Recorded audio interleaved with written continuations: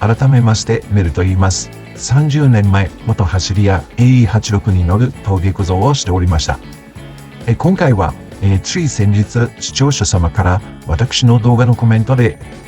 グリップと速く走るためのドリフトで走ってる様子を見てみたいですとのリクエストをいただき、本日は先週クロッシュバーレーシングさんが公開されました、イニシャル D の中里武史率いるナイトキッズの峠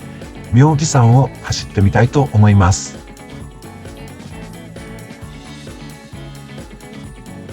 にしてもこのクロシパさんが作られたこのコースモッド、とてもクオリティ高いですよね。86との相性がとても良さそうです。そしていつも ML865 にお乗りの皆様にお伝えなのですが、また、ML ウェブサイトの方でですね、こちらのポテンザ RE71 タイヤと TRD ショートストローク、こちらのアブソーバーの方も新しくバージョンアップしております。この機会にですね、また改めて、ダウンロードいただきまして、この画面の中でですね、峠ストリートのドリフトセッティングと峠サーキットグリッドセッティングというのがあります。こちらの今回、グリッドセッティングの方で走ってみたいと思います。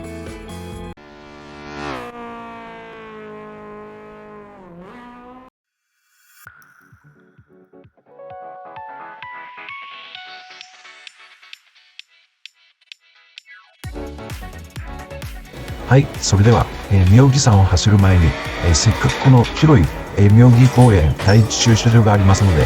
ちょっと旋回をしてみたいと思います。ご覧のようにですね、実車の86でも、2速でのアスファルトだと、これくらいの、距離での旋回となってしまうんですよね。あんまり狭いとストールして回転が落ちてしまいますので、ではですね、実車っぽさをご覧いただけたということで、では早速走ってまいります。まずは、この妙義山、下りでですね、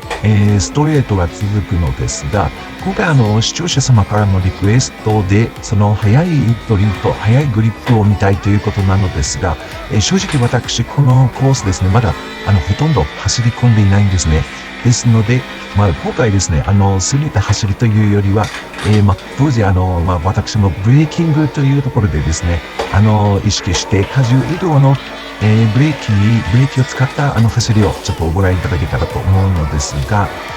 ですね、当時、私もですね、このようにグリップで走ったりしていたのですが、ですね、このコーナーに入る手前でですね、ブレーキを強く踏みながら、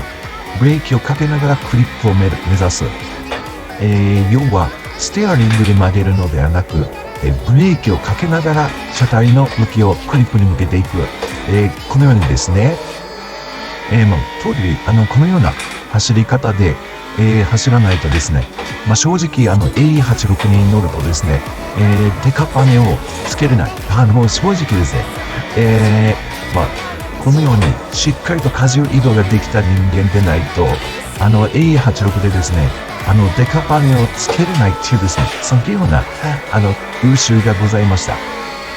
で、私はですね、この峠で攻める時には、もう毎日通っておりましたので、このようにですね、ブレーキを強く踏みながら、荷重に乗せて、クリップにつけていく。ステアリングでクリップにつけるんではないんですよね。ブレーキで、クリップにつける。これができないと、正直、峠でですね、86らしさっていう、文字を出せなかったんですね。そんな時代でした。で、今回はですね、本来は、以前は、昔は当然のことながら片側の、道を使っていましたけど、今回はもう誰もいない峠ですので、サーキットのように走らせていただいておりますので、今回は全てのコーナーでこのブレーキでクリップにつけるという走りで、ちょっとマージンを稼ぎながらですね、攻めた走りというのが、ちょっとコースをまだ全てを把握できているわけではないものですから、このようにちょっと走らせてもらっていますけど、やっぱりブレーキを遅らせる分、前を走る車との距離をドンと詰めることができたり、逆に、後続の車を一気に引き離すポイントにもなりましたので、当時峠を走っていた自分としては、当時のライバルたちとの差をつけるための最大の武器でもありました。おそらく当時、私のように峠族をしていた方で、ある程度の速さで走られていた方にはわかると思いますけど、峠ではライン取りも確かに大切なんですけど、アクセルオンをするポイントというよりは、ブレーキングでしたよね。おそらく私が伝えていることを、理解いただけるのではないのかなと思います。今回黒芝レーシングさんがですね、とてもクオリティ高い、コースを作られておりますので、私とても気持ちよく走っておりますが、ただ、カーブ、コーナーですね、こう見たことの、まだ頭の中で、もう探しながら、次のコーナーどんな感じだったかなというのを、の直感で今走っております。で、一度ですね、皆様もこの黒芝レーシングさんの、このクオリティ高い、再現性高い猟奇さんをですね、走っていただければと思うのですが、ですね、今、ずいぶん下に降りてきたかなと思うんですよね。で、A86 との相性もとても、いいです。ですので、この下り、本当に楽しいコースだなと思いました。もう少し私もこのコース走り込んでですね、踏み込んでまいりたいなと思います。はい。ということで、今回は、私、ML 視点で、貨物ル2のですね、撮影をしてみましたが、